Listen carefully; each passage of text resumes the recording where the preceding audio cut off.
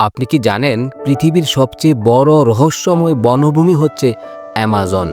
প্রায় 5.5 মিলিয়ন বর্গ কিলোমিটার জুড়ে এই বনের অবস্থান। এই অরণ্য দক্ষিণ আমেরিকার 9টি দেশ জুড়ে ছড়িয়ে আছে।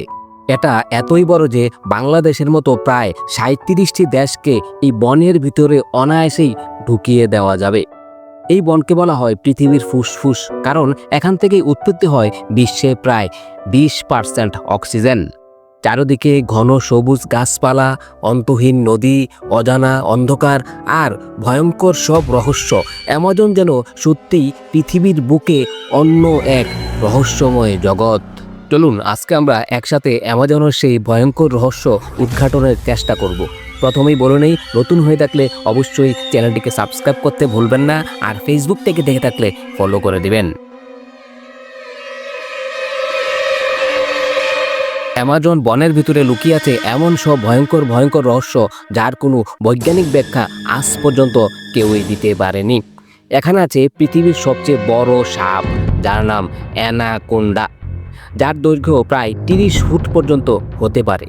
এটা সহজে কামড়ায় না, কিন্তু তার শরীরে এতই শক্তি যে সে তার শিকারকে শরীর দিয়ে এক পেঁচ দিয়েই মেরে ফেলতে পারে। আছে হিংস্র জাগুয়ার, এরা এতই ক্ষিপ্র গতিতে দৌড়ায় যে শিকার দেখা মাত্রই মুহূর্তে ঝাঁপিয়ে পড়ে ধরে ফেলে। নদীর জলে ঘুরে বেড়ায় বিষাক্ত রাক্ষসী পিরানহা মাছ। নর্মালি এই মাছগুলোকে দেখলে আপনার মনেই হবে না এটা কতটা রাক্ষসে। মাছগুলো যখন দলবদ্ধভাবে ঘুরে বেড়ায় তখন তার সামনে যদি একটা আস্ত মানুষ পড়ে যায়, কয়েক মিনিটের মধ্যে সে পুরো মানুষকে খেয়ে কঙ্কাল বানিয়ে ফেলতে পারে।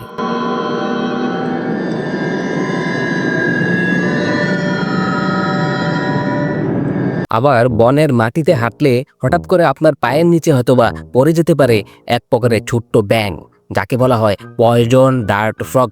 এটাকে একটা ক্ষুদ্র সুন্দর ব্যাঙ মনে করে আপনি যদি হাতি নিয়ে থাকেন তাহলেই ভুল করবেন, কারণ এর বিষ কয়েকজন মানুষকে মুহূর্তেই মেরে ফেলতে পারে। অ্যামাজন বনে এক প্রকার পিঁপড়া আছে। এসব পিঁপড়াকে দেখতে ছোট মনে হলেও এগুলোকে বলা হয় বুলেট পিঁপড়া। কারো শরীরে যখন কোনো বুলেট আঘাত করে তখন যতটা না বেদনা অনুভূত হয়, এইসব পিঁপড়া একবার কামড় দিলে তার চেয়ে বেশি বেদনা অনুভূত হয়। এই বনের নদীর পানিতে সাপের মতো দেখতে এক প্রকার মাছ ঘোরাফেরা করে, যার নাম ইলেকট্রিক ইল।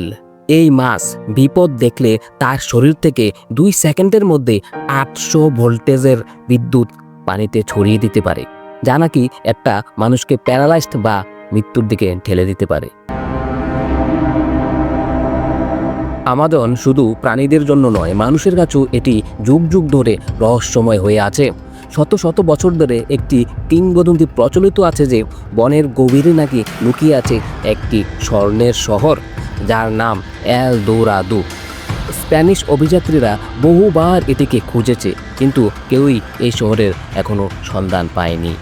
অনেক অভিযাত্রী এই স্বর্ণের শহরের খোঁজ পাওয়ার লোভে বনের ভিতরে তো প্রবেশ করেছেন ঠিকই, কিন্তু বছরের পর বছর পেরিয়ে গেলেও তাদের হদিস এখনো পর্যন্ত কেউই আর পায়নি।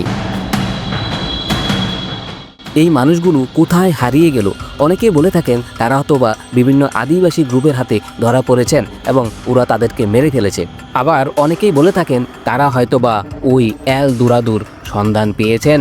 ওই ঐশ্বর্য ছেড়ে তারা আর ফিরে আসতে চাচ্ছেন না। কিন্তু আসলেই তাদের কি হয়েছে, কোন রহস্যে তারা বিলীন হয়ে গেল, এটা আজ পর্যন্ত অজানাই থেকে গেল। আজও স্যাটেলাইটে পাওয়া যায় কিছু কিছু অদ্ভুত চিহ্ন, অনেককেই তা ভাবিয়ে তোলে। হয়তো সত্যি অ্যামাজনের বুকের ভিতরে লুকিয়ে আছে হারানো কোনো সভ্যতা, যার সন্ধান এখনও আমরা পাইনি। এই বনের ভেতরে বাস করে প্রায় 4 শতাধিক উপজাতি। তাদের অনেকেই বাইরের পৃথিবীর সাথে কোনো যোগাযোগ রক্ষা করে না। তারা শিকার করে, ফলমূল খেয়ে জীবনযাপন করে, এমনকি কেউ কেউ বাইরের মানুষ দেখলেই আক্রমণ করে বসে। তাদের ভাষা, সংস্কৃতি, নাচ, গান, এমনকি ধর্মীয় আচার আচরণ সবই রহস্যে ঢাকা।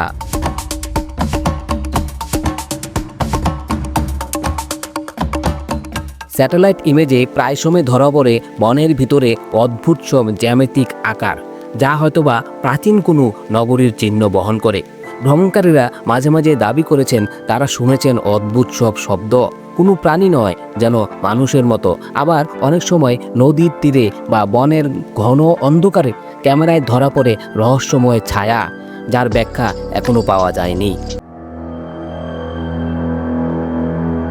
আমাজন কেবল একটি বনই নয়, এটি হলো এই পৃথিবীর মধ্যে আরেকটি অজানা রহস্যময় অন্ধকার জগৎ। এখানে প্রতিটি গাছ, প্রতিটি প্রাণী, প্রতিটি উপজাতি লুকিয়ে রেখেছেন অগণিত রহস্য। হয়তো আমরা অনেক কিছুই জানতে পারবো না আর কোনো দিনই। তবে একটি প্রশ্নও থেকে যায়, আমাজনের গভীরে কি সত্যি এল দুরাদো আছে, নাকি আরও কোনো হারানো সভ্যতা এখানে লুকিয়ে আছে যা আমরা এখনও জানতে পারিনি। ভিডিওটি ভালো লাগলে অবশ্যই লাইক, কমেন্ট এবং শেয়ার করতে ভুলবেন না। ধন্যবাদ।